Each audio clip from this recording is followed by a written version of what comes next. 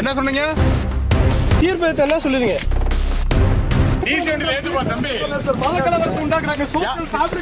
யார் உண்டாக்குறா மதக்கலவரம்?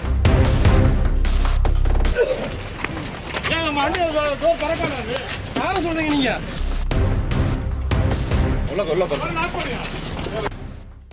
முதலமைச்சர் அவர்கள் இந்த மாநிலத்திற்கு, இந்த நாட்டிற்கே ஒரு குரலாக, ஒரு மாபெரும் பாதுகாப்பு கவசமாக அமைய இருக்கிறார்.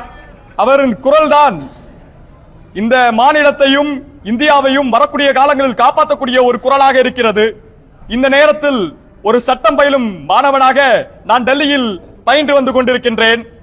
காலையில் நான் பத்திரிகையை பார்த்த பொழுது, பேப்பர்களை பார்த்த பொழுது, அவர்கள் பாசிச கருத்துக்களை, பர்சனல் கருத்துக்களை ஜஸ்டிஸ் அவரது ஜட்மெண்டில் இணைத்து எழுதியதை போல் எனக்கு தென்பட்டது.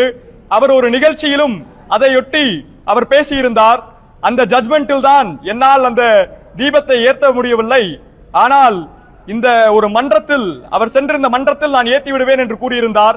அதை கண்டு நான் மிகவும் கவலை அடைந்தேன். அதையொட்டி நேற்று சிஎம் அவர்கள் மிகவும் புரட்சிகரமான ஒரு ஸ்டேட்மெண்டை கொடுத்தார்.